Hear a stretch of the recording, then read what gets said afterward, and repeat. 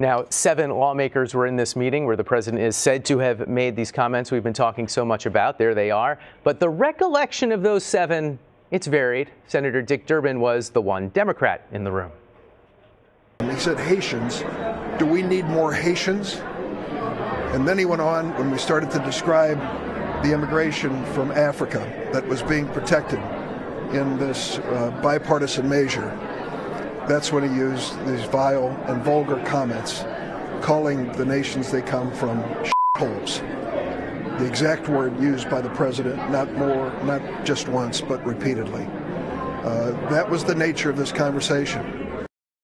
Well, not according to Senators Tom Cotton and David Perdue, who put out a joint statement saying they do not recall the president saying these comments. The other Republicans in the room did not directly address what Mr. Trump said, although in a somewhat vaguely worded statement Friday, Senator Lindsey Graham said, following comments by the president, I said my piece directly to him yesterday.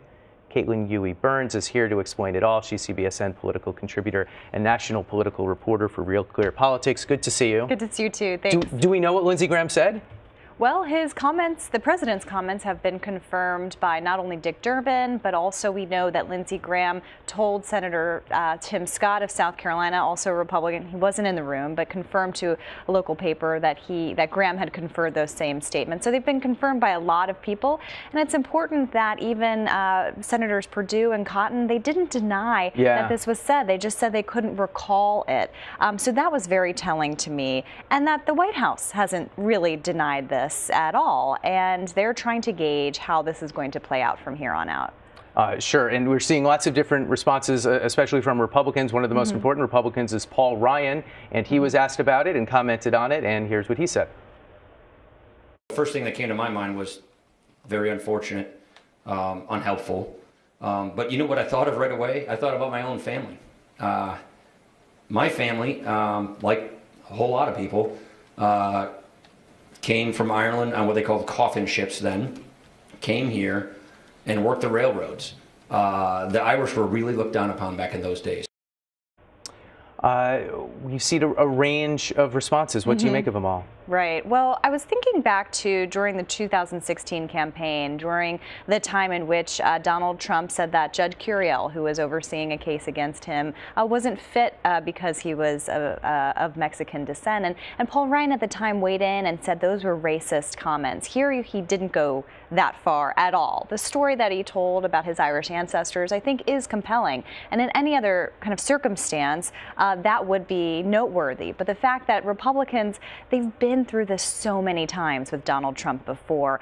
It wasn't so long ago that they were in this situation after the Charlottesville incident, for example, and his comments there sparking lots of controversy. But they're tied to this president no matter what, and they're heading into a midterm election year where they're trying not to rock the boat. That's going to certainly energize a lot of Democrats.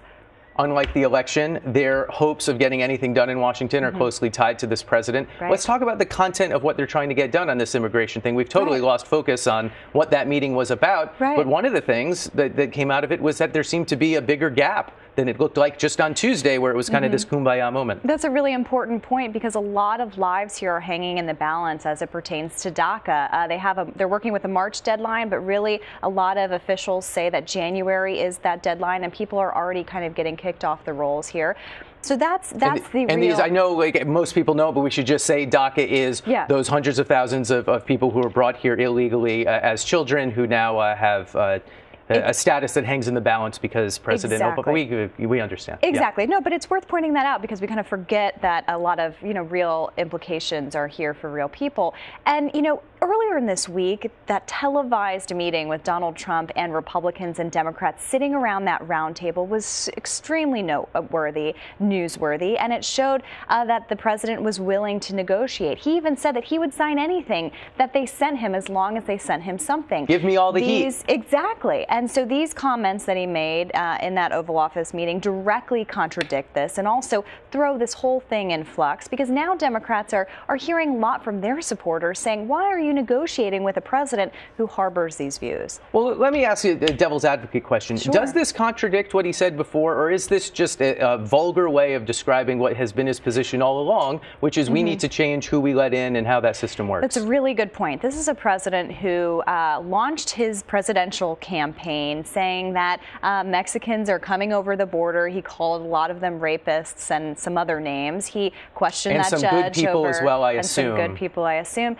Called some, we saw this over and over and over again on the campaign, and we've also heard from reporting and otherwise ways in which he's described the people he wants to get in. He's also worked on or supported legislation by Senators Perdue and Cotton to curb legal immigration, which is also pretty significant because that's usually not part of the topic of discussion. So this is in line with what we've heard him talk about before, but I think the vulgarity of this, the racist element of this, I think really has not taken people by surprise, but has really been kind of harmful to the conversation, and people are really upset by it, reasonably so. It's also distracting from some important stuff, which I want to try and get to quickly. We Sure. have a government funding deadline. Right. Where are we on that? Is that going to happen? Right, and this also throws that into flux. I think we're just about 10 days away now from a potential government shutdown, and you're going to hear a lot from Democrats saying, you know, can we have confidence in working with this administration?